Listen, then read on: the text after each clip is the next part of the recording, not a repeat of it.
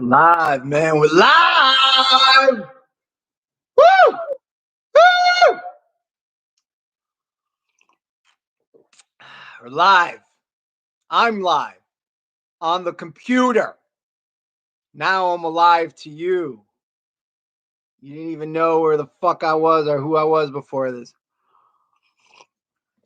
Now I'm some digital representation through your computer screen, transducted information from this reality, which is real to me.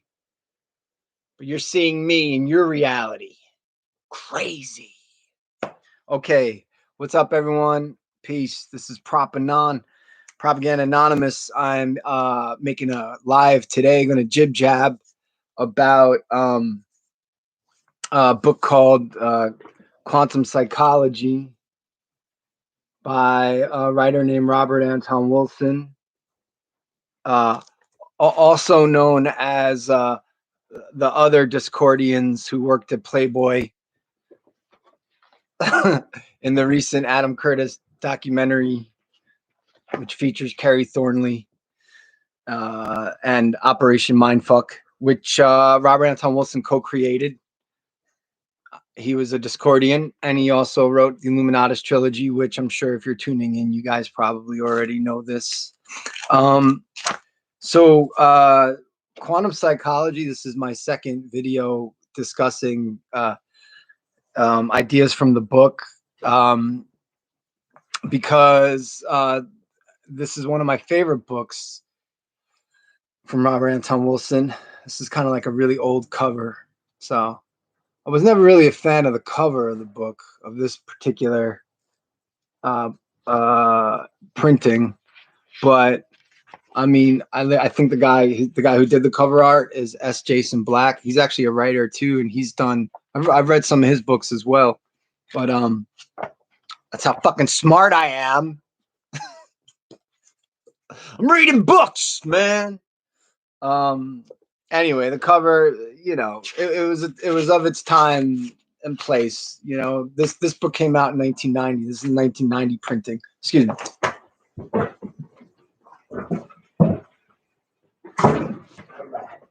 Close that door. So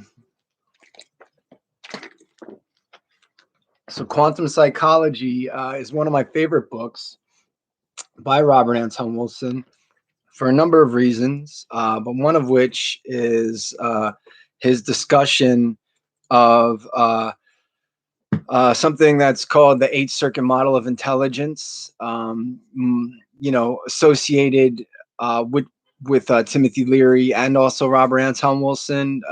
The Eighth Circuit model of intelligence was basically a psychological model of you know, seeking a map of human consciousness, you know, and the development of human consciousness from evolutionary psychology to you know, current psychology, you know, to developmental psychology, I should say.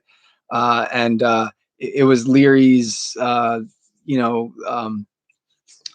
seeking to also give a metaphor or put words to what he saw as an emergent qualities of human capacity and potential.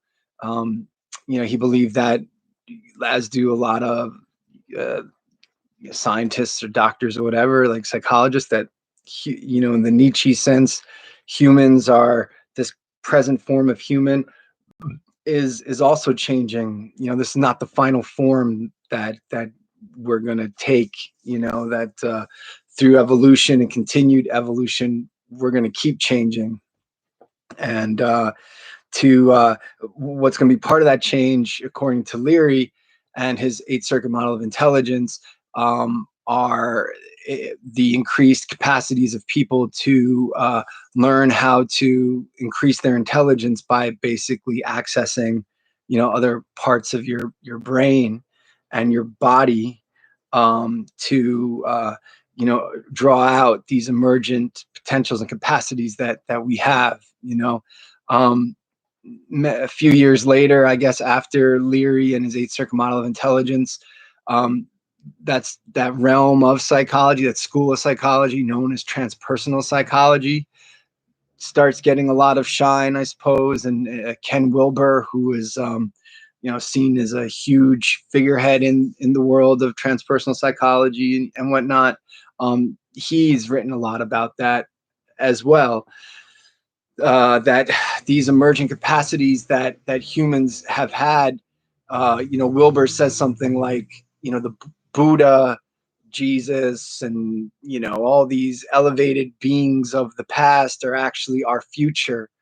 And that the study of mysticism and the wisdom traditions like yoga and meditative practice found in different schools of Buddhism is the way for humans to further evolve, right? And as you notice, the talk of that sort of evolution is not even bringing in the metaphor of a neural link, of any sort of external device that we are linked up to in a way. It's a non-cyborgian approach. It's a team human approach to evolving, I suppose, right? And so yeah, Leary, that seems sort of like a lot of the new age counterculture jib jab of the 70s and 80s, I suppose. Like, one didn't need to just read Timothy Leary to obviously read Ken Wilber and others, right? A lot of people then that speak about these emergent capacities that human beings have had, the human form has had, and we could access those, et cetera, everything I just fucking said. um I didn't read Ken Wilber when I was in fucking high school. I found the work of Timothy Leary. I found the work of Robert Anton Wilson, and I found a great resource of two writers in particular, Wilson and Leary, who were really seeking to tackle the current science and make sense of it, theoretically and practically, with all these wisdom traditions of the past, right?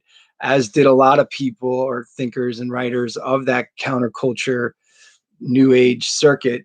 But again, when it came to Robert Anton Wilson, the style that the guy writes in, um, you know, I grew up like fucking watching those George Carlin specials every year on HBO as a kid. Like that language of no bullshit, straight up, that kind of that New York logic there,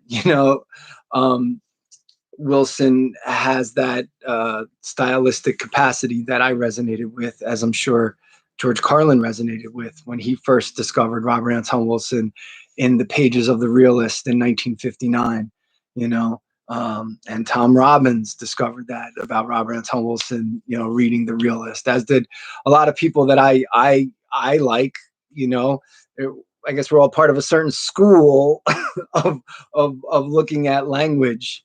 And like, let's not get caught up in just the bullshit of language. That's relevant according to this book as well. Let's not get caught up in some bullshit that language can cause us, is a major part of Wilson's career. This was something that he was always seeking to, a message that he was always sending out in his work continually in many different ways, because of how easily we can fall victim of getting caught up in the bullshit of language all the time. What does that mean? For instance, I mean bullshit of language in the sense that we can create things that really are not there, right? Based on our ability to write about it or talk about it, we create it in our minds, right? And he discusses that in this book, very well. How do we create things in our mind that aren't there? you know, there's plenty of those examples. Just looking through the pages of the book to see if I can find a cool thing to read. But creating things that aren't there. I mean, he even then, this is where Wilson draws upon, well, okay, like here's creating something that isn't there, you know, Santa Claus, good old Saint Nick. All right. You know, how many people out there have grew up believing in Santa Claus, right? For the first how many number of years of your life, and then you find out, oh, Santa's not real, you know, but in your mind, you know, maybe your brain wasn't developed enough, right? They say that the human brain is not totally fucking developed until you're like in your late teens or whatever, you know. Uh, um, Again, you know, you guys listening, you should know I'm not a fucking doctor or a scientist. I'm just a guy who's read this stuff and I like fucking talking about it. All right. So, um, the capacity to the human capacity, right? Because Wilson, like others, especially Alfred Korzybski, the founder of general semantics, right? Which is a whole approach to language. And basically, Korzybski is saying the same thing: how humans constantly get caught up in our own creations, and we mistake these creations, or what he calls abstractions, with the actual reality that we're surrounded in all the time. And what he calls, you know, mistaking the map for the territory, because our abstractions are our impressions of the world and how we make sense of the world when we speak about it, but also when we speak about it to ourselves, when we're describing where we are to get an understanding of every situation, every bit of you know, talk or construction of an understanding of this world is itself only a map, you know, and that map does not totally coincide with the reality, right? That's one of the big things of what Korzybski and general semantics was all about. Basically saying that we, you know, we we cannot really speak. We cannot. We're not at the level to draw a complete map of the reality around us, right? Of a territory, right? So, for instance, if someone asked you to draw a complete map of New York or Dublin or Los Angeles, that'll be like an impossible task, because you have to map every little fucking thing in every little place. That's a complete map. You know, you'll get lost in the sauce of trying to map mimetically reality around you. So we move on approximations all the time of these quick little maps that we create. It's good enough. You know, what are we looking for with this map? Well, we got to go get water. We got to go get food. Okay.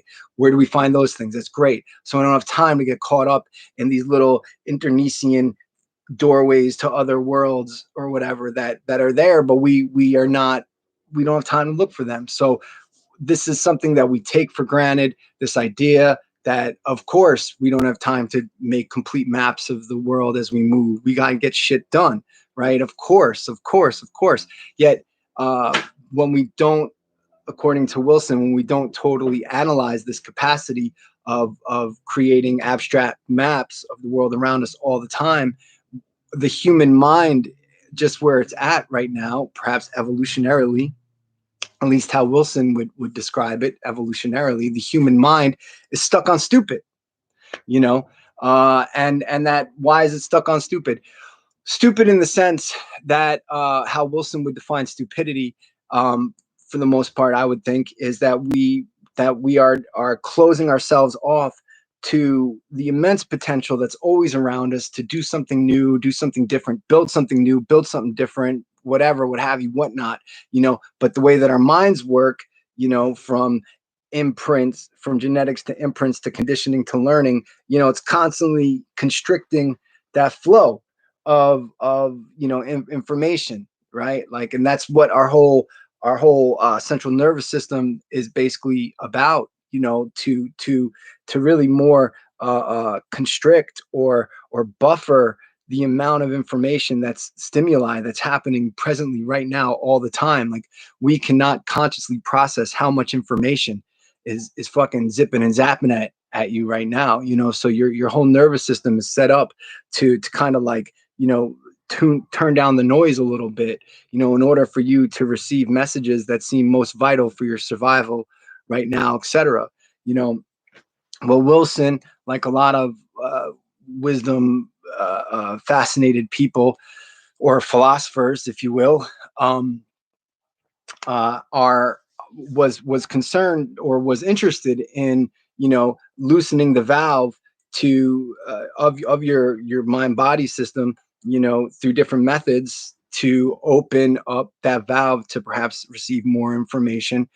And it's not even receiving more information. We already receive the information, is what he's saying, you know, when he's quoting, you know, his studies and understanding of neuroscience, right? Like we are already receiving all this information. So what he is interested is finding different methods to consciously open up your awareness to all this new information so you could process it and have a little bit of self mastery, if you will, to maybe have some choices sometimes to open the gates, you know, like, and to let the body just sort of let the body mind constrict again, and so you could go about your business to live your everyday fucking life without getting constantly caught in some philosophical vicious circles, head in the clouds, always fucking wondering, you know, like that old Monty Python sketch of the philosophers playing fucking football, playing soccer on the field. None of them can kick the fucking soccer ball, the football, because they're fucking all looking up, you know, thinking about the immense, deep philosophical questions of life. You know, meanwhile, the fucking soccer ball, boom, hits him right in the goddamn face. What you gonna do now, Aristotle? You got a soccer ball in your fucking face. But though, you know, the balance, right? I think uh, in a previous interview I did with a very intelligent and smart and interesting artist, Joseph Matheny, the creator of the Ong's hat, the what's been called the internet's first conspiracy theory. So fuck you, QAnon, you fucking old bastards, you're late.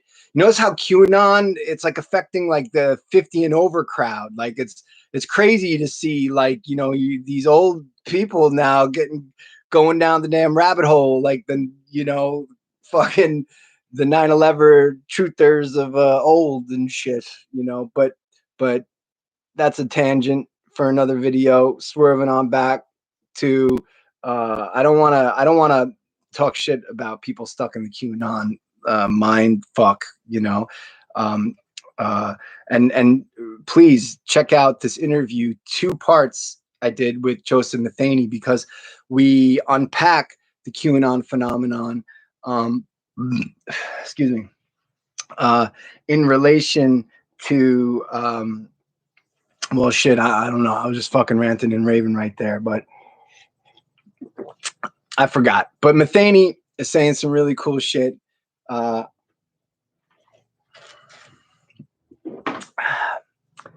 And I'm gonna get back on topic.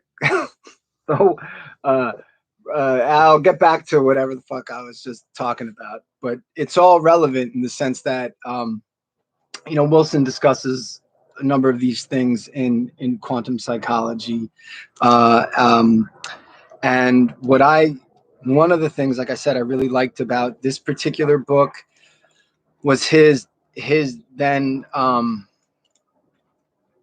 he first wrote about the Eighth Circuit model of intelligence in detail in an earlier book, 1983 book called Prometheus Rising.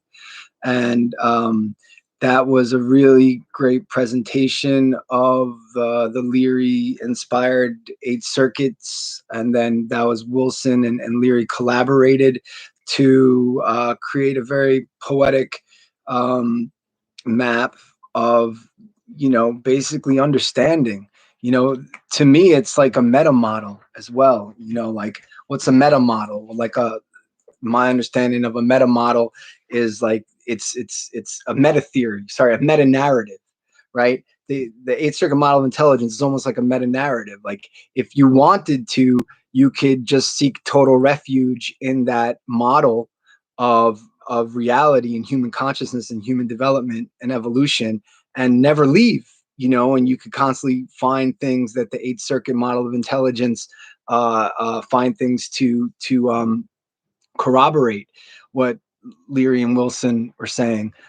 Luckily, both of those guys were dedicated to the scientific principle of not being attached to their particular uh, um, descriptions of their own models, meaning that they knew that they had to, and Wilson especially knew that they had to constantly re-update his theory to conform to, as much as possible, his understanding of current science, right?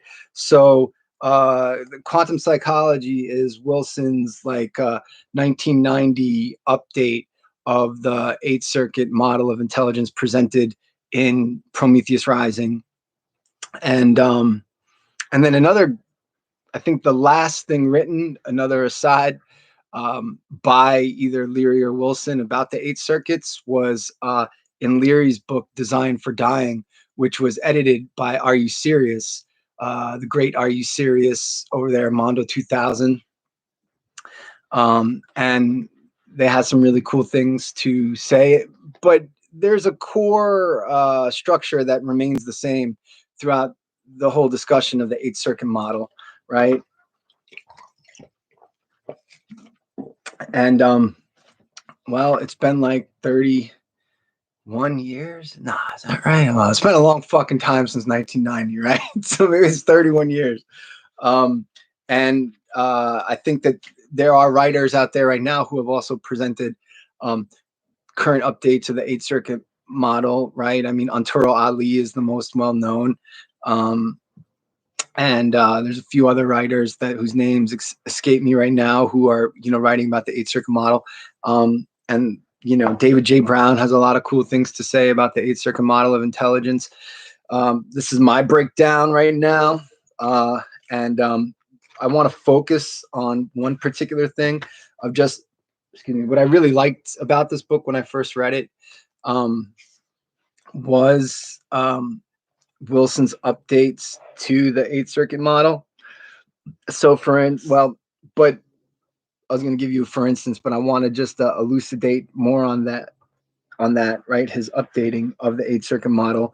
What he did here in this book that I liked, that he got a little bit more detailed in the anatomy and function, physiology of the eighth circuit model, right?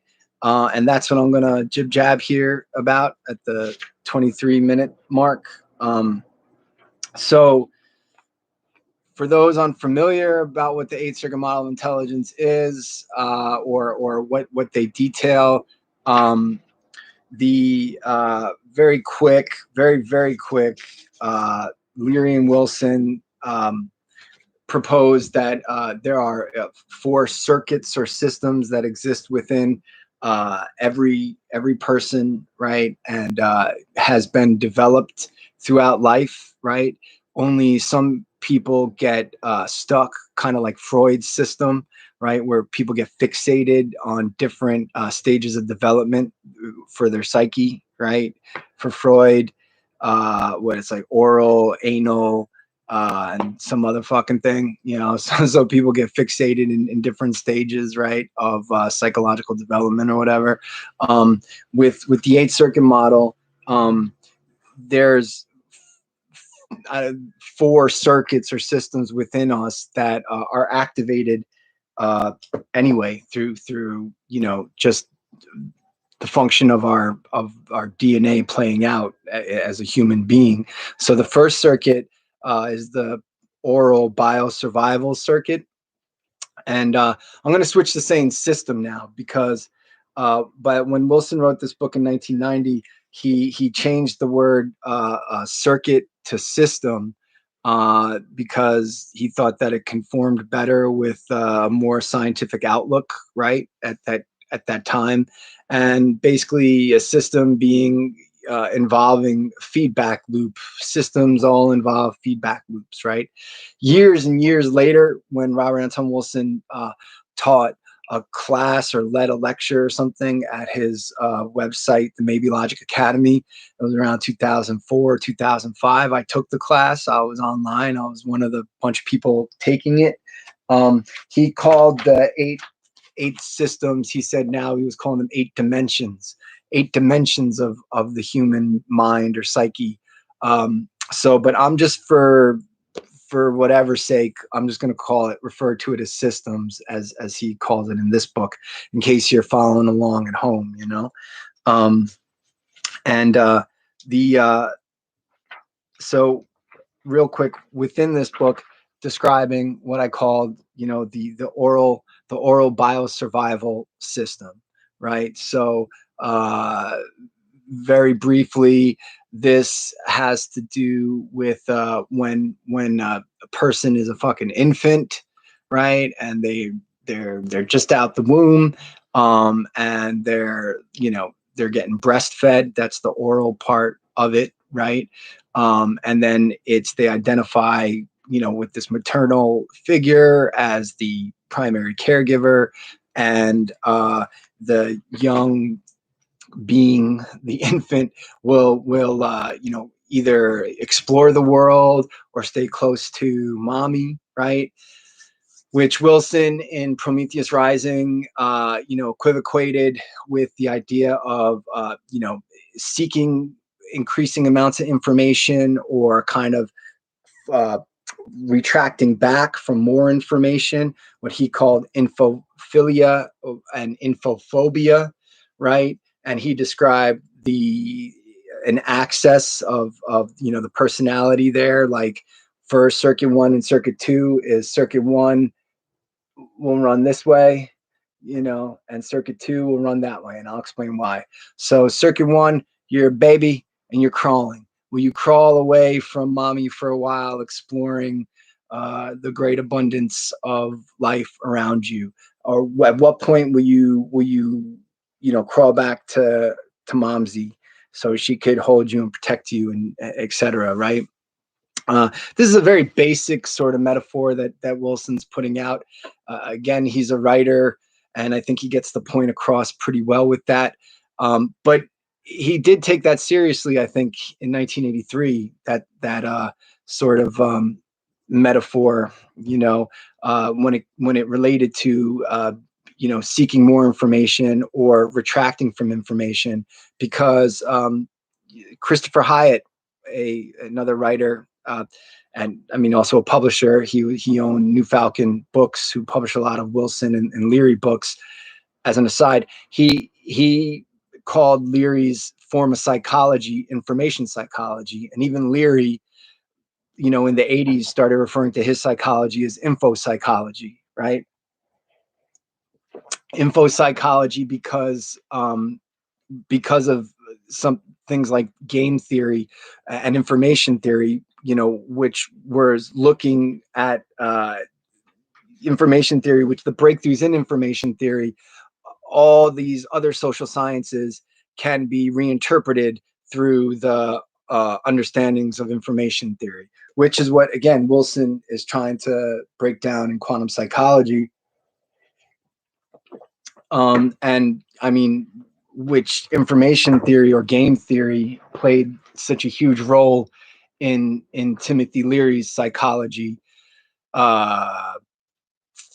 psychological approach, right? Which Leary described to Wilson in 1964, and then for years later, Leary's approach to psychology was, inspired by game theory and what Leary called post-Einsteinian physics, which to me, I think he's just talking about quantum physics, right? And I mean, if you read Leary and then Wilson much later on, Wilson is fascinated with aspects of quantum physics especially Bell's theorem, as it as it relates to human psychology and all that stuff. I mean, Wilson was like totally fascinated with Bell's theorem, you know. And so Leary's psychology is has been called, like I said, by Christopher Hyatt as and Leary himself, I guess, as a psychology that deals with information, right? And Wilson gets this point across a lot in his writing, that we, you know, not only is our central nervous system and our body itself constantly buffering information that's already around us, right? So the caveman had tons of information around them, even, you know, in caves and fucking smacking on rocks to get a fucking spark of fire, right? There was already a shit ton of information happening then. Now, because of cultural evolution, I guess that's what it's called, right? All you smarty pants fucking academics out there, correct me if I'm wrong. I think it's cultural evolution, as I believe it probably is, right? Cultural information is human beings adding increasing amounts of information. Excuse me. Cultural evolution is, my breakdown right now, is the process of human beings adding increasing amounts of information. Information, really, this sort of information, right? Well, this is where things get a little. Let me further speak on this, right? Information itself is the raw data, right? So this is where I kind of have a certain issue, maybe with Wilson or some descriptions of information, because they both make sense, right? So Wilson's description of information is that we have more maps, increasing amount of maps for the territories than ever before. He uses as an example that there are more scientific journals in print than ever before, and the number keeps increasing, so much so that it's impossible for one human being to be knowledgeable of all the sciences that exist right now, and that there was one point in time where there was a person who knew all the sciences, I think like all the branches of mathematics, right? Like, and this person knew every fucking theory, knew everything about math, right? Um, and I'll try to get the name right. Well, that's completely impossible now, right? The increased amount of this sort of information reflected in scientific journals being published and printed exceeds our capacity of one person, the capacity of one individual now to process and understand and speak about, right? That according to Wilson, I think, pokes some holes in the concept of an expert, right? And I mean, the idea of who is an expert and who isn't an expert. I mean, this is a very important conversation going on today, right? Um, so swerving on back to the 8 circuits, right, or systems, the 8 systems of the psychology here, because I keep fucking forgetting what I'm talking about. Uh, some motherfucker called me. So the first circuit, right, being the oral bio survival circuit or system. Oh, right. The this definition of information, right? So that one and definition of information being these actual artifacts that are created, be it a fucking book or a scientific or a mathematical theory or you know, a fucking map to water, you know, or diagram, yeah, any of that stuff. Are like these units of information that have amassed exponentially since year zero, if you will. And Wilson ascribed to this theory pretty loyally. You know, he the exponential increase in information theory, right? that these units of information, and this information basically being human constructions that we've saved in like artifact form, that can now be passed along, and information can be learned, and we can learn things quicker because of these manuals and things like that. uh, um, this has increased exponentially, uh, to the point now where, I mean, according to the theory of this guy Georges Andrela, who was a French statistician, that Wilson liked to quote his work in this. The most well, and Andrela.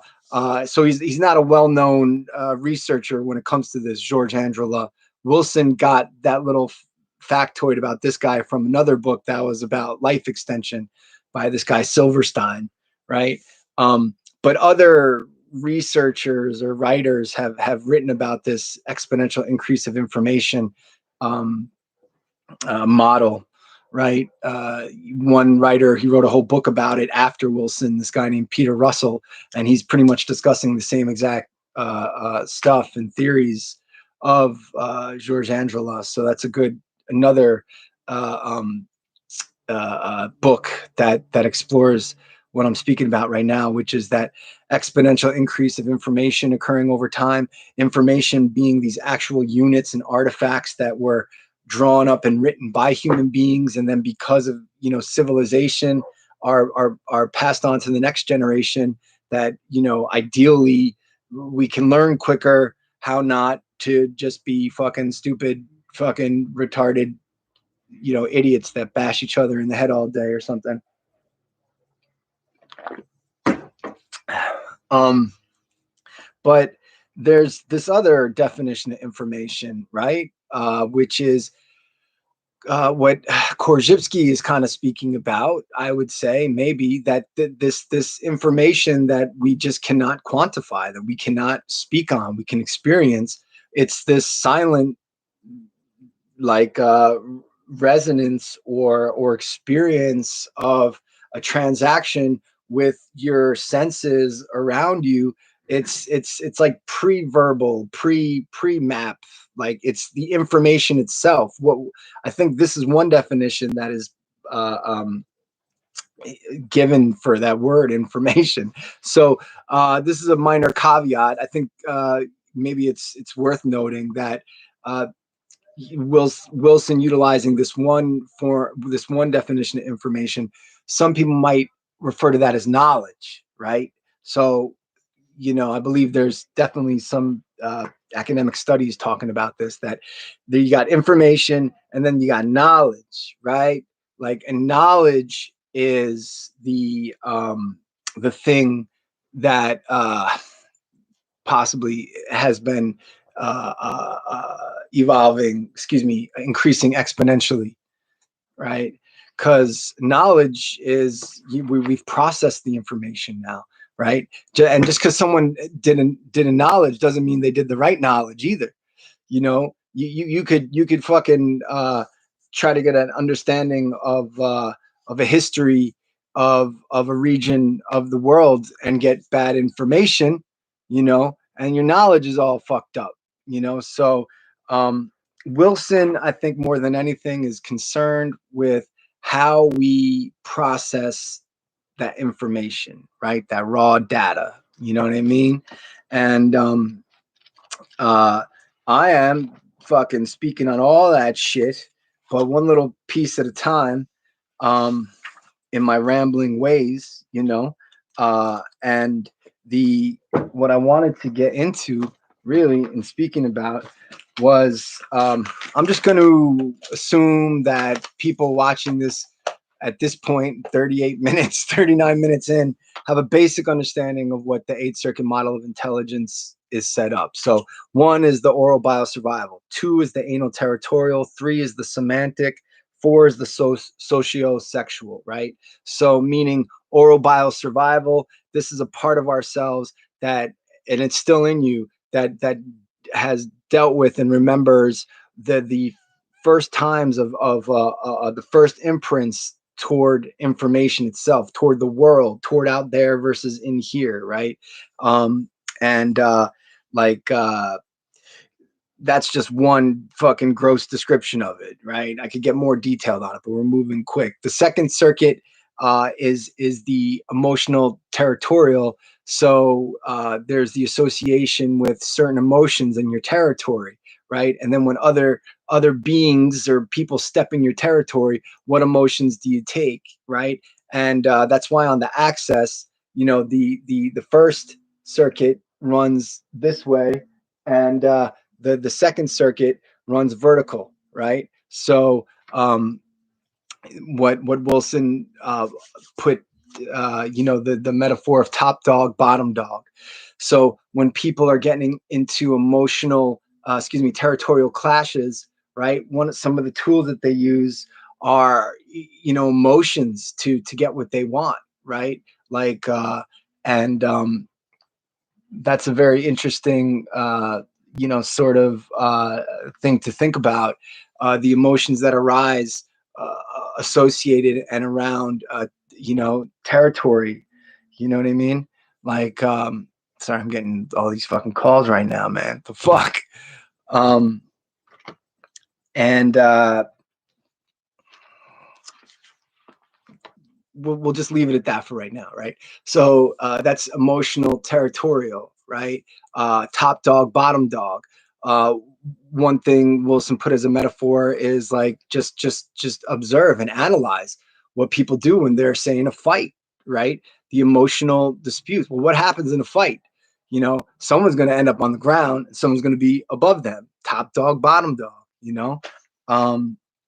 A physical confrontation fight. Or when people are fighting with words, what do? Oh, you put me down. Oh, you think you're above me? Et cetera, et cetera. Emotional territorial. That's kind of a really interesting link that Wilson does that. Others have spoken about it, but when you're first hearing this, young impressionable minds, you're hearing that relation of like, oh, that's really cool to understand, like how people get emotional around certain territorial aspects of life, and you look at it. I mean, territory and emotion go hand in hand, get the fuck off, blah, blah, blah, get away from my this, my shit, my that, etc. The third circuit being the semantic circuit, this essentially being, people's ability to utilize speech, or other creations, maps, right, to describe the world around oneself, right? With the special focus, though, on, the semantic. Well, actually, Wilson, when he's utilizing the word semantic, just like Korzybski, he's not just referring to the written word, right? So your semantic circuit, well, again, I'm going back and forth here because Wilson gets a little fuzzy when he's talking about the semantics, or maybe my understanding of what Wilson's talking about with the semantics is a little fuzzy. So for this off the top lecture, we're going to say that the semantic circuit, and it is actually, sorry, the semantic system, it is written in this book. I'm following the words of this book. Wilson does mean the verbal capacity of people, right? So there's a functioning of anatomy and physiology that's going on when you're utilizing your words. If you're speaking words, good. Okay. And then the fourth circuit being the socio-sexual, right? So what Leary said or found or whatever was that this is like the moral system. This is where people imprint like morals, where someone is good or someone is bad. So much of this, think about it. When you think about the idea of morals a lot, so many times it involves kids, right? This is like the parent circuit. This is the elder circuit, or approaching the elder, where one starts thinking about perhaps like the tribe, right? But got some yelling out the window. But the what Leary, one thing I haven't added to all this, and a key part of Leary's and Wilson's, Leary's 8 circuit model is the idea of imprinting, what he called imprinting, and this is for another discussion. But what the idea of imprinting came from this guy named Konrad Lorenz, who studying geese found out that like baby geese would imprint a mother figure, and it didn't even, the mother figure didn't even need to be a goose. They imprinted a mother figure on like the scientists, right? And Lorenz called it imprinting. This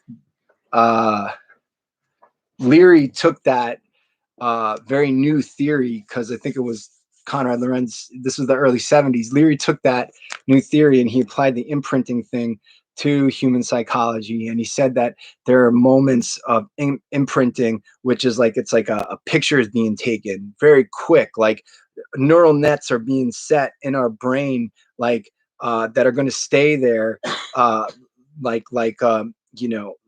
like structures, like adamantine steel, like where it's going to direct the electricity of our neural flow, for almost the rest of your life. So imprinting is one of those buffering of information, that occurs. Imprinting locks in a neural net, which just immediately, the information will flow, as opposed to just be kind of moving all over the brain, because I'm assuming the guess is that we needed buffered, constricted fucking neural nets so we could survive, the different threats evolutionarily in our environment, right? So these imprints occur to, not just humans, obviously to animals too. But today, the terminology is not imprinting, right? You don't see that in the discussion of psychology and neuroscience. What it's considered and what it's called, I'm looking for the book, is basically called, critical activation phase or an activation phase. And it's essentially the same thing. They're saying the same thing, that there's a point in the development of the human brain where things set, right? And information just flows through that neural net, mostly for the rest of one's life. What Leary and then Wilson was proposing, but they didn't use this terminology, came later, was a theory of neuroplasticity. Neuroplasticity in the last, 15 years has become a big topic of discussion. It's a huge fucking discovery. Holy shit. Wow, these smart fucking people are saying that, the brain can restructure itself and rewire itself, when, Leary, who was the ostracized black sheep of the Americans, psychology community, because like of his fucking wild life, he was saying the same thing, that I'm hearing, sorry, he was basically saying that these imprints occur, which again, what's today, it's called the, critical activation phase, and that we could re-imprint our imprints, if you will. And this re-imprinting is a example of neuroplasticity, right? And so if you look at psychology books today, it's basically this thing of imprints is the critical activation phase or the activation phase. And shout out to Mike Gathers, who runs a Robert Anton Wilson fan site, for hipping me to this notion, because he's also writing something about the 8-circuit model of intelligence, Mike Gathers.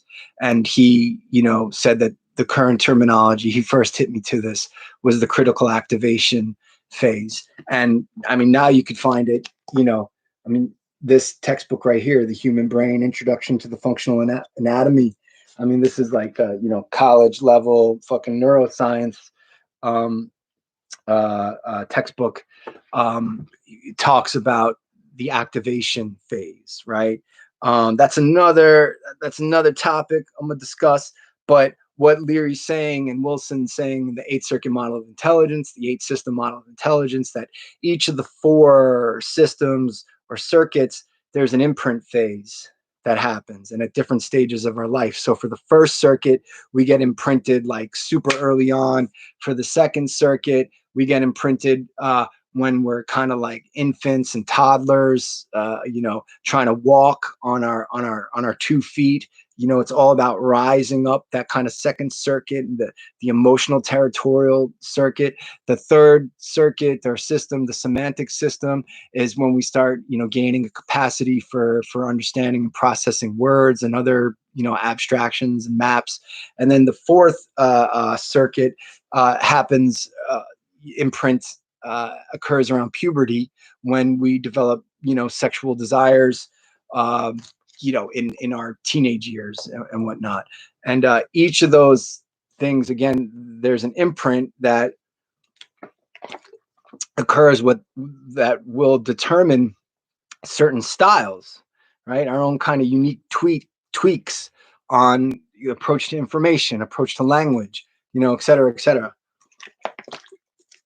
And so these are, if anything, the Eighth Circuit model of intelligence, and Wilson and Leary never, I don't think, claimed that this was the end all and be all understanding of psychology and neuroscience, right? What it did, or at least what it did for me, like so much of Wilson's work, was that it just inspired me to go beyond reading just his fucking take on it, and actually go out and fucking read some textbooks. You know what I mean? Read some fucking textbooks, guys. Read some textbooks. Check this shit out. The immunobiology. That's some ill shit. We're approaching the hour, but I haven't even gotten into the whole thing I was going to talk about, which is the anatomy and physiology of these four circuits now, right? So, because quantum psychology inspired me. It really inspired me to learn about the anatomy and physiology of myself, of the human body mind, right? Like, coming up in love and hip hop, there's always the term knowledge of self. You need your knowledge of self. Knowledge of self coming from the 5%ers. That idea of the knowledge of self, right? And then, that's come from the Nation of Islam, the way it's used there. Knowledge of self, knowledge of, that's for, the black man understanding his place in the world and how they got, come up, et cetera, et cetera. Knowledge of self, pulling it back a little bit from that one particular way of breaking it down, and the knowledge of self is understanding yourself, or bringing it back to old philosophical, know thyself, right? So this is all understandings and knowledge of self studies. So on that, like wanting to know, right? Like what Wilson, I think, is getting out there is saying that we, through understanding more, right, how, like, operationally and physically, right, how these psychological states manifest, right? So you might experience a fair amount of anxiety, social anxiety, right? Well, okay, through the Eighth Circuit model of intelligence, this could kind of be equated in some ways to the First Circuit, right? So how would understanding the anatomy and physiology that Wilson presents of the First Circuit help you, right? Well, the simple fact alone of knowledge of self, knowing what your, all your fucking body parts are, right? Knowing your brain and understanding the anatomy of your brain may actually help you in ways that you don't even know, right? Or actually ways that you do know, right? Like, so you can understand, say, oh, I got a pain in my shoulder. Well, what the fuck is a shoulder? Shoulder is a very vague term for actual body parts that are named. Shoulder is your deltoid, and then you got like the different sections of your deltoids, your rear, your this, and your fucking anterior, your poly, all that stuff, So if you learn this language system of how the doctors break down the human body and the human brain, perhaps sometimes, again, I'm not a fucking doctor myself, but if you visualize these aspects of your, your body mind sometimes, hey, uh, that might help your life. I'll just say it like that. It might be fun to do, because I'm not trying to say it's going to fucking heal you of anything, especially right now, you know, because it's proven that fucking science and medicine helps out a lot, right? Um, so Wilson in quantum psychology seeks to provide, well, to detail what the first system is comprised of. It's a system, so it's a feedback loop between something. Again, the first circuit is the first system is your oral biosurvival system. So he's saying it's feedback loop from your mouth to your hypothalamus neuropeptide system through your lymph and bloods to your immune system. So it's a feedback loop between, your mouth hypothalamus and your immune system, right? And breaking that down a little bit, because it's fun, right? Like thinking about this: mouth to hypothalamus to immune system, right? That's his whole equation of the child at the teat, right? And but I want to let's define some terms, right? Because this is why I'm on here right now, right? So the hypothalamus, right, is part of this part of your brain called the diencephalon, right? So imagine it right here, right? So there's crazy. You got the brain stem, right? So now we're talking about the diencephalon, which is part of the human brain, right? So the human brain is part of the central nervous system, right? And is broken down into two parts, the peripheral nervous system and the central nervous system. And the central nervous system is pretty much, your brain and, your brain, your fucking, all that other shit, your brain, right? And just want to get the terms correct here in speaking on this. Yeah. So, excuse me. The nervous system is broken down into two, subdivided into two things: the peripheral nervous system and the central nervous system, right? So, and the central nervous system is the brain and the spinal cord, which is, let's see, this cool little thing. I'm sure you already, you got the brain and the spinal cord, and then all those nerves, right? That's the central nervous system, and the the brain itself is subdivided into, right now, I guess, three sections, right? Your cerebrum, your cerebellum, and your brain stem. So your brain stem, right? And then your cerebellum is down here, right? That little fucking, please let me know if I'm wrong, but yeah, your cerebellum over there, you know what I mean? And then your cerebrum, that big fucking thing right there, your two parts, the cerebrum then subdivided into the two hemispheres, your left and your right hemisphere, right?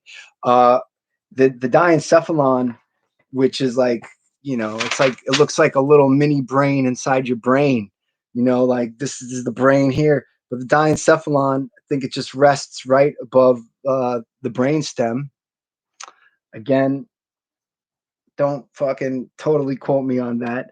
But it's cool. It's called the in-between brain, and it's, it's considered part then of the limbic system, right? Which the hypothalamus and the limbic system play such a big role in human emotions, emotions and drives that deal with the primary drives, right? Like the primary shit, basically, like eating and sex, or fucking anger and fear, right? The old limbic system. And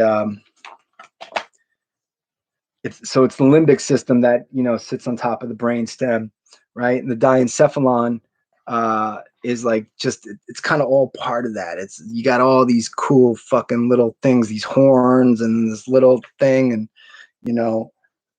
I'm just rapping off the top of my head about this, but so the hypothalamus, right? Breaking down the hypothalamus, and the role that it plays in yeah, Jesus, really fun. Right. So I was breaking down the brain, right? The anatomy and physiology of the brain, right? And then the diencephalon, right? And so the diencephalon, the hypothalamus is kind of like within that little zone, right? So everything of importance in those first two circuits we're dealing with is like fucking down here, you know? Um, and the hypothalamus, uh, there's so they break down the diencephalon into four little. The diencephalon is then subdivided into four parts, right? Four divisions, and the hypothalamus is one of those parts of the diencephalon, right? And then, man, you can just keep breaking it down. The hypothalamus is itself then subdivided into three other parts. The anterior, the tubular, and the posterior. So it's three little things all up in there, right? According to Wilson, then the first circuit activates and has a feedback loop going on with the hypothalamus and the immune system, right? And I mean, the immune system is such a major topic today, right? Don't need to get too much into it, other than breaking down very quickly, what the immune system is about, right? And the immune system, according to this big old book here, it's a college level textbook on immunobiology. Just describes the immune system, having four functions, which is it detects threats to you, right? It contains whatever infection there is, and then it seeks to self-regulate, which is part of the healing process then from when you're infected, if you will. And then it protects your body against getting it again, right? So like how chicken pox, when you get chicken pox as a kid, you'll never get chicken pox ever again, et cetera, et cetera. This all being part of the immune system, but the immune system being made up a lot by leukocytes, being white blood cells, right? And these leukocytes originate in bone marrow. So they're in your bone marrow. But when they leave the bone marrow, they go to the tissues and they circulate around your bloodstream. So bone marrow to blood, right? And then, which then coincides or it links in with your lymphatic system, which is another system of your body. And that drains, and so the lymph system, the lymphatic system, lymphs are little nodes, right, all over your little body, like they're little glands, and they all kind of just process, they pump out toxins as that go through it. So blood intersects your blood system, your circulatory system intersects with the lymphatic system, right, and it helps pump out and drain toxins. That was one thing I always remembered Ray Kurzweil wrote, saying like how to live longer. You should jump on a trampoline 5 minutes a day, right? Because that process kind of helps pump the lymph nodes. And when your lymphatic system is working well and pumping a lot of this stuff, it's basically detoxifying your body, right? And so what Wilson is essentially saying there, and here, this is a cool shot of the lymphatic system. So you see, they're all like those little P-shaped nodes, right? And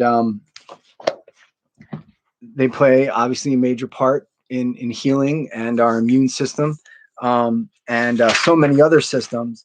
But just wanted to break that down and unpack that a little bit more, because that was what Wilson inspired, to try to just zero in as much as possible on the form and function, the anatomy and physiology of possible, the possible correlation between that and states of consciousness. It's just fun to do. I'm just doing the fucking knowledge. That's all. And thank you for joining along and watching me do my jib jab arrow with this. You know what I mean? So This is just fun to look at. Study the hypothalamus, right? That's what I'm doing. I'm studying the hypothalamus, right? And I can't confirm or deny whether Wilson is right or wrong. I haven't read in neuroscience books anything that says exactly how Leary and Wilson described it, but that's not the point. It's the fact that Leary and Wilson inspired this in me in the first place to fucking go reading these textbooks full of all this different jargon, because you know what, once you get past the jargon, it really all just starts making sense, and it's just fun. It's just doing the knowledge, and in that knowledge you'll gain wisdom of yourself. You know what I mean? At least that's what I'm hoping, right? The second circuit, according to Wilson, then being the anal territorial, the emotional territorial circuit, is a feedback loop between your muscles, adrenaline, your thalamus, and your larynx and anus, right? Because I guess people shrivel up, right? If you're getting shouted on, or yelled at, and he's got a whole big breakdown of this in Prometheus Rising, right? But reading that about what Wilson is proposing in terms of that feedback loop, I just wanted to check out more about the thalamus, right? So it's a feedback loop between your muscles, your adrenaline. So in other words, your adrenal glands, right? Your thalamus and your larynx, right? So looking at my notes, thalamus, it's also part of the diencephalon, right? Your thalamus, right? Because you got your hypothalamus and then your thalamus. So they're obviously fucking very close to each other. The diencephalon, as I already said, it's all part of the limbic system. And the limbic system plays such a big part in regulating emotions. So there's a certain correlation there, right? So that Wilson and Leary, maybe before all this neuroscience, found this correlation then between emotions and the limbic system. I could be wrong. Maybe that was in scientific research pre 1973, but still they were correct, right? So that's something to be said about this eight system model of intelligence, is that there are correct correlations between their maps and a territory. Yeah, so like I said already, the limbic system, it's on top of the brain stem, right? And it deals with the primary drives and emotions, like fear, anger, everything around survival, right? Fear and anger, and sex and food. You know what I mean? And like Wilson said in Prometheus Rising, most people are just functioning off of their first two circuits, right? And if you really want to, one way, I'm not getting conspiratorial here, but it does kind of work. One way to keep people controlled is through fear and anger, right? And also food and sex, right? So what Wilson proposes in Prometheus Rising is that our society is oftentimes just stuck on the first two circuits. Most people are only functioning most of the time off of their first two circuits or systems, right? They have all these other systems within themselves, but they, for whatever reason, and there's sometimes some plenty good reasons, they're not able to function or give voice to or live within those other circuits or realms. So you're stuck looking for a survival shit, food, clothes, and shelter. You know what I mean? Like clean water, et cetera, et cetera. And so you're stuck in your limbic, experiencing the world through right here. You got all this other shit, especially your fucking cortex, your neocortex. You want to be neo. You got to exist in your neocortex, right? But we're stuck back here. You know what I mean? In the diencephalon, everyone's dying. And that limbic system shit. And hey, ho, isn't this funny how these fucking silicone fucks figured out that they could, drive clicks through promoting fear and anger, right? And also sex and food. I mean, look at all the food porn on Instagram, and look at all the fucking just porn on fucking whatever internet shit. You know what I mean? Like titties and sandwiches, man. You know what I'm saying? Like, but that's all the limbic system, right? And that's the first two circuits of what we're dealing with. And you know, I'm just having fun breaking this down, and I'm just happy that there are other people watching this shit right now. All right, like so. The let's see.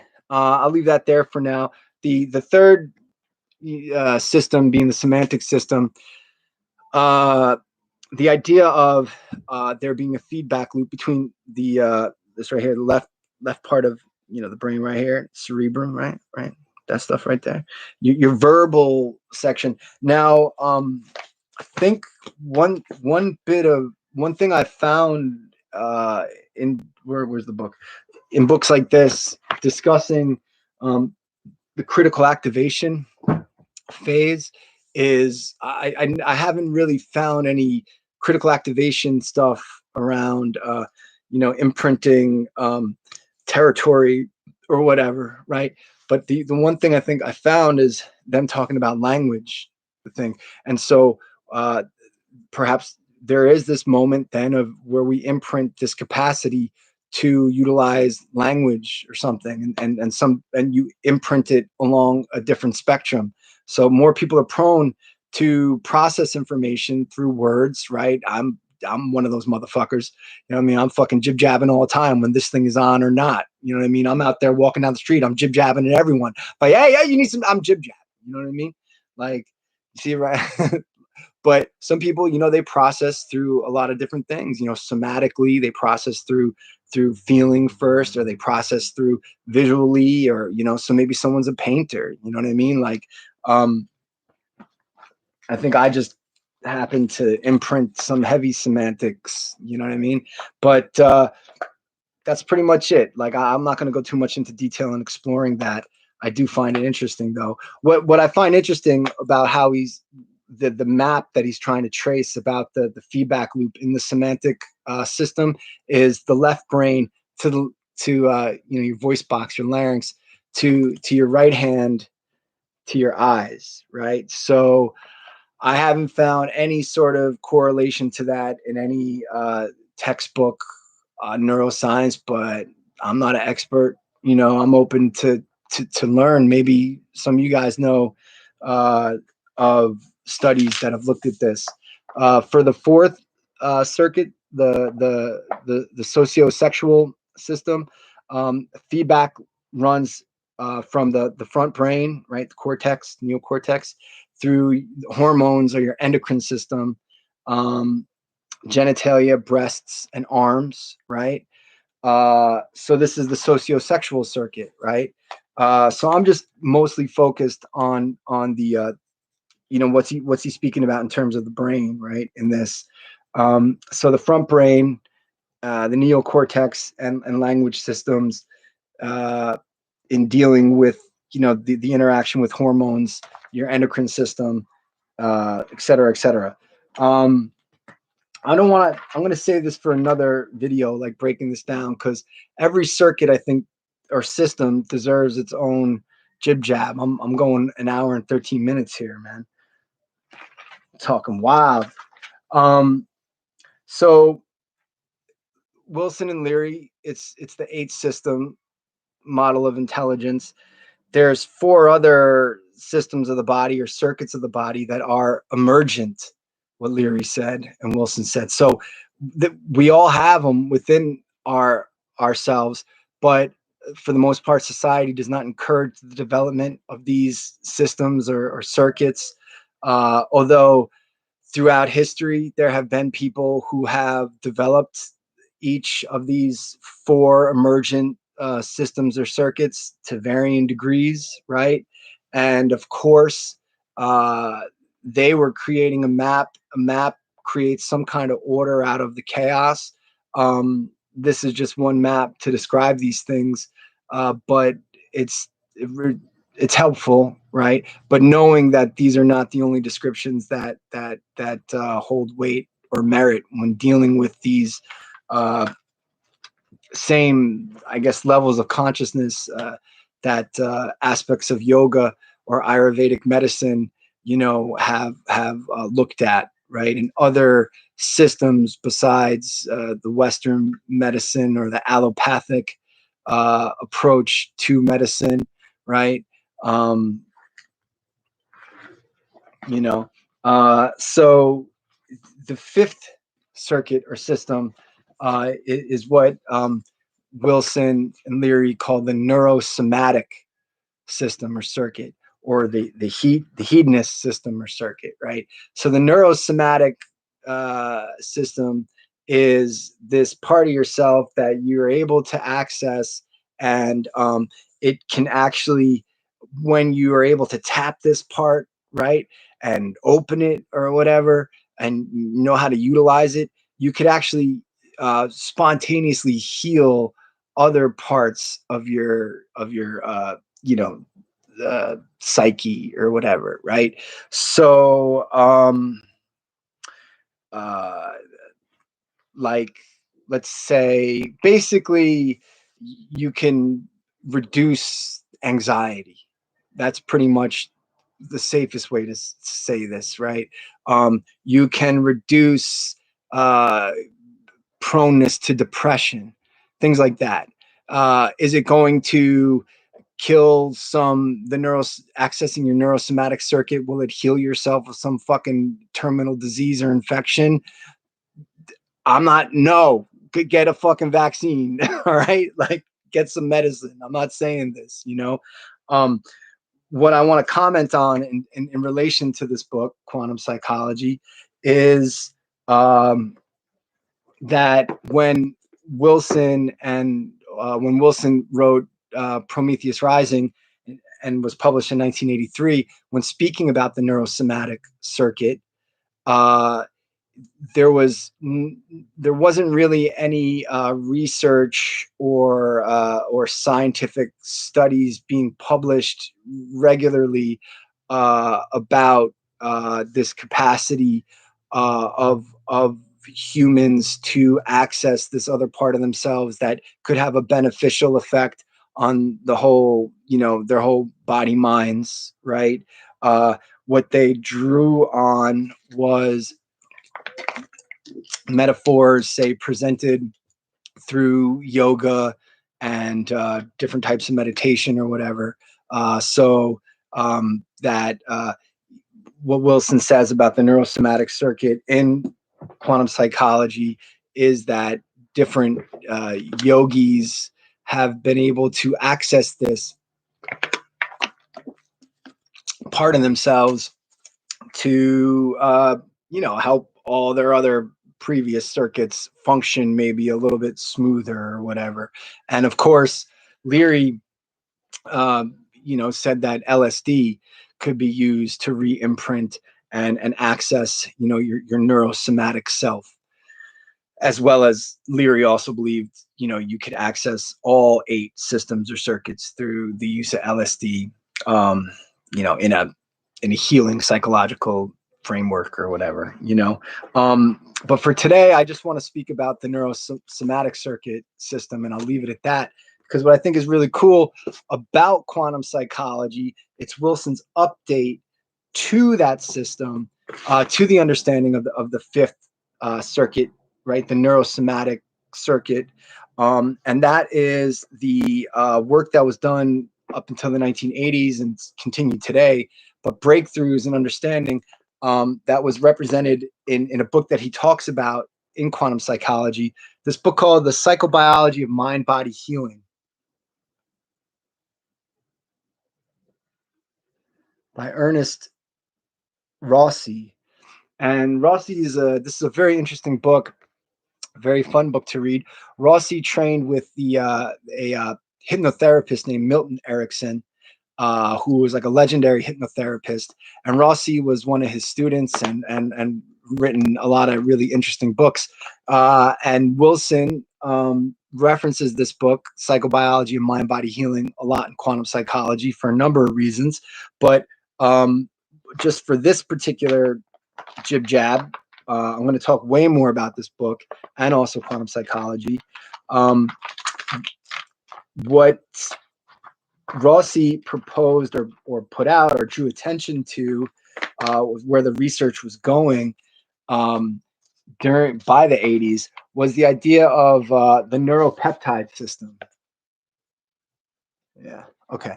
So basically, the neuropeptide system is we have these things called neuropeptides, which are so they're peptides, which are proteins that are in our brains, right, where they think they might have originated or whatever. But neuropeptides also move through our bodies, right? So neuropeptides are neurotransmitters, right? But they're also hormones.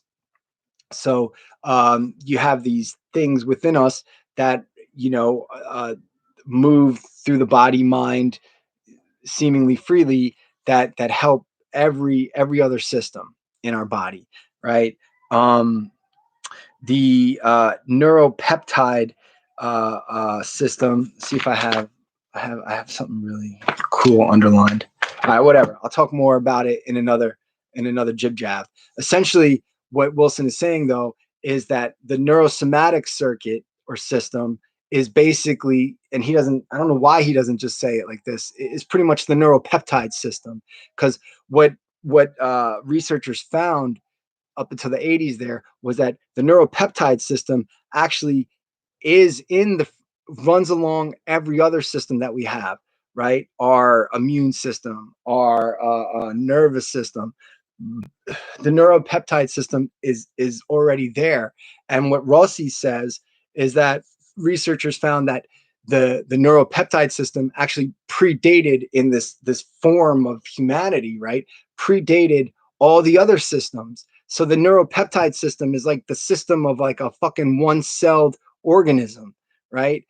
Or any sentient being. Plants have this sort of neuropeptide system. We have this connection, these connecting systems through our body that connect everything, right? And this is the neuropeptide system, right? And when we are able to visualize and access the flow, if you will, of these different neuropeptides, and I'll break this all down in another video. What are specific neuropeptides, etc. But again, I'm not a doctor. Okay, I'm not a fucking doctor. I'm a guy who smokes a lot of weed and reads a lot of books. All right. Instagram, don't take my shit down. But the neuropeptide system being this sort of system that's already there, right? And hormones and neurotransmitters move, through this neuropeptide system throughout our body and actually help the body function better, the mind function better in different ways, right? And it doesn't necessarily change things. It just rearranges a certain fucking perspective kind of within the body mind itself. And I'll just leave it at that right now. They're very interesting, biological phenomenon, neuropeptides. And what basically, this book is about is what he calls mind modulation, what Rossi calls mind modulation, which is basically hypnosis and learning self-hypnosis, how to kind of help your access your neuropeptide system more efficiently, perhaps. And I'll leave it at that. Other than what I'll say is this book and other things really influenced Wilson during the 80s, because Robert Anton Wilson during the 1980s really got into studying self-hypnosis. He read a lot of Milton Erickson. He listened to Milton Erickson's daughter made self-hypnosis tapes. Wilson was studying all this stuff. And I think a lot of his insights from those studies were reflected in this book, Quantum Psychology, which again, I highly recommend. It's a fun read. And And I don't know if you're like me, if you like breaking things down, to the nitty gritty and see what it's about. It's a lot of fun, because that's what I like about Leary and Wilson, is they are applying that classical understanding to gaining knowledge of yourself and gaining knowledge of the world, and knowing the difference between abstract knowledge, right, and fully existential functional knowledge. So I agree with this. I think it's just as important to know how to change the brakes on your car as it is to know where your diencephalon is and how your neuropeptide system works.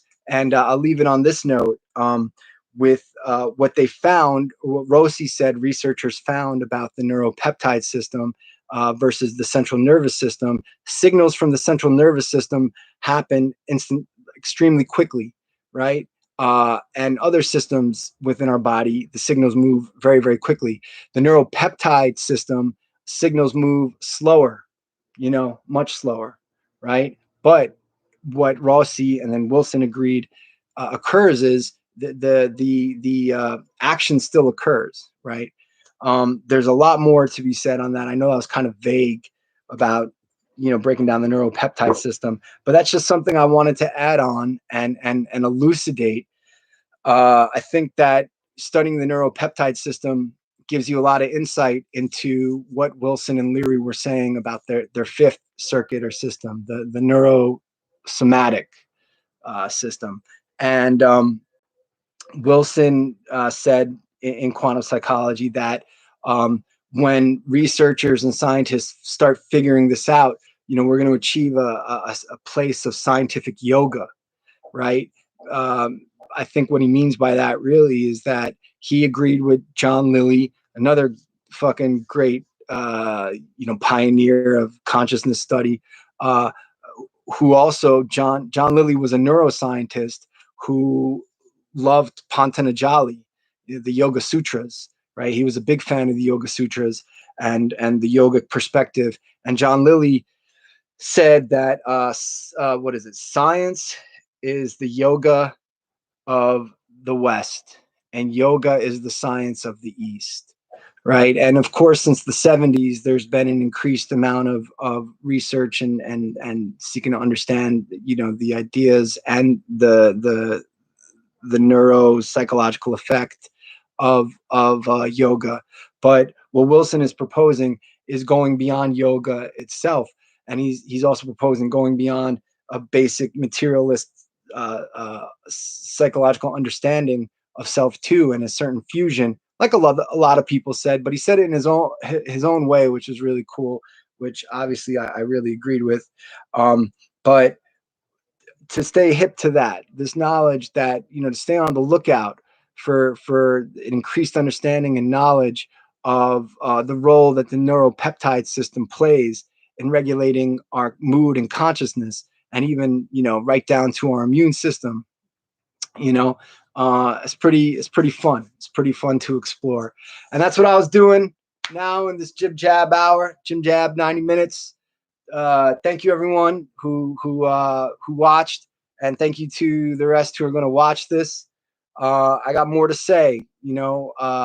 Again, Quantum Psychology, one of my favorite books from Robert Anton Wilson, and there's a lot more to break down. So I'll leave it on that. Peace.